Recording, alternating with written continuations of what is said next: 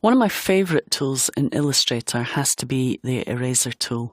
You may think that sounds like a very simple tool, but you can do so many things with it, and we're going to have a look at some of those here. Now, if you select the eraser tool, you can double-click it and you can choose different sizes.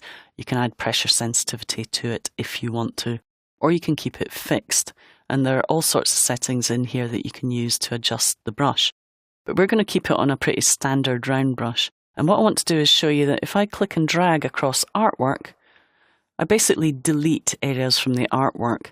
And if we go to our View menu and say Show Transparency Grid, you can see what I've deleted. Now, if you want to follow along and have a practice with this, you can open up Eraser Skull Start AI. And I'm in the number 2 artboard. So you need to have your artboards panel open from the window menu and your layers panel open. So let's do that again. So if you want to follow along, just select the eraser tool. And this time, before I click and drag, I'm going to hold down the Shift key. And when I hold down the Shift key, I drag diagonals. So I can create diagonal or straight edges depending on how I drag. Now I could also just click once with the eraser tool and create little bites out of this apple. So that's another way of using it, or we could create a cog by creating that kind of cutout shape. So lots and lots of things that you can do just by clicking and dragging and clicking once repeatedly with the eraser tool. I'm going to undo those last few steps. Now you'll notice that when I click and drag with nothing selected, it affects all of the layers. If I was just to select the rectangle and then click and drag, you'll notice now it only erases from the rectangle, it doesn't erase from the circle.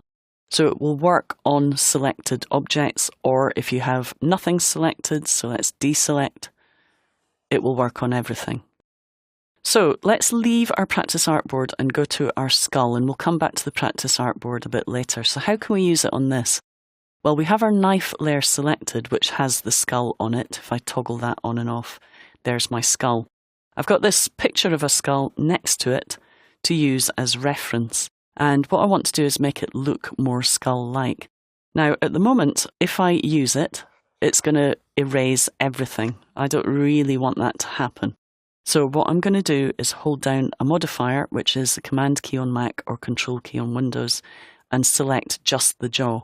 And with just the jaw selected, if I click and drag, I can start to create his bottom jaw. Okay, so create a more square bottom jaw.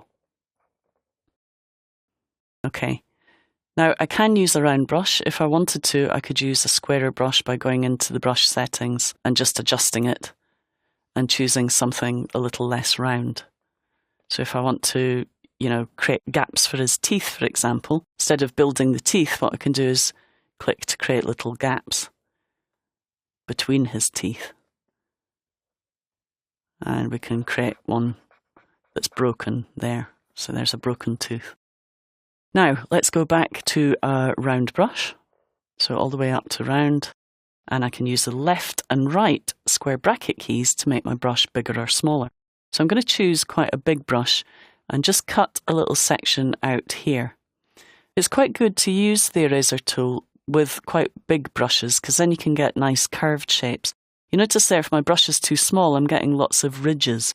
So if I undo that a few times and select a bigger brush, I can just click on here and get a really nice curve. And the same on that side, just click on here and get a nice curve in his jaw. Okay, just take a little bit more out of there. Okay, so you'll see we can literally carve shapes using the eraser tool, and it's great fun to play around with. So have a little practice on that. We're also going to adjust the skull a little bit, the top half of the skull. So I can hold down my modifier, Command key on Mac, Control key on Windows, select the skull. We can maybe take a little bit out there, a little bit out here, and then we could select these shapes, the eye, for example. And if we needed to, we can use it to carve the shape of the eye. In fact, I'm going to use it on the nose, and I'm going to create a much smaller shape and just remove those edges off the nose, make it a more organic shape. And we're also going to cut a little bit out at the bottom there. So we're creating that shape of the nose. So that's how you can use the eraser to help sculpt shapes on the skull. Let's double click our artboard again, the second artboard, to go back to our practice. And I want to show you a couple of tricks. So with the eraser tool selected, if I double click on it, we'll make a much bigger brush. So we'll create it about 100 in size, maybe a little bit smaller, so using the left and right bracket keys just to get it right.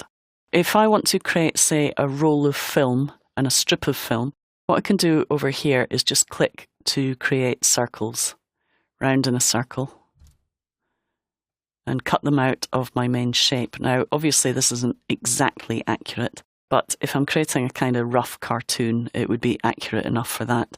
And very quickly, I've created a wheel for me to put my film strip on. So this is like a projection wheel.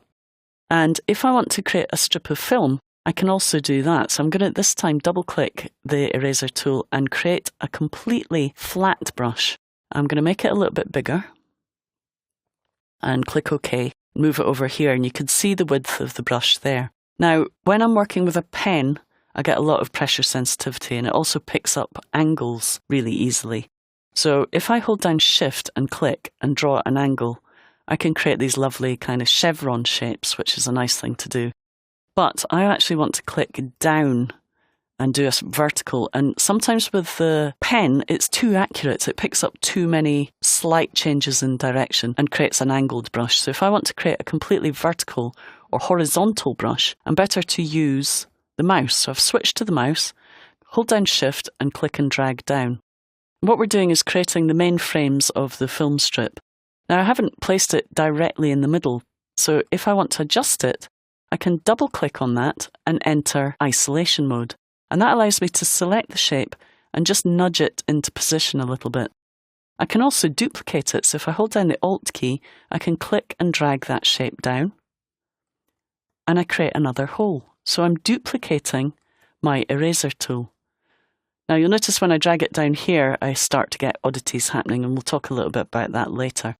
But that's a really good way of being able to duplicate areas. And of course, if I go back to here, out of isolation mode by clicking on the arrow button, I can select a smaller brush and remove little squares as well on the edges to create the little sprockets for the film.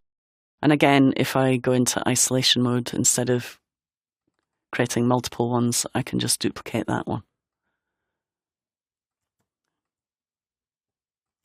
So we can very quickly create this kind of film strip.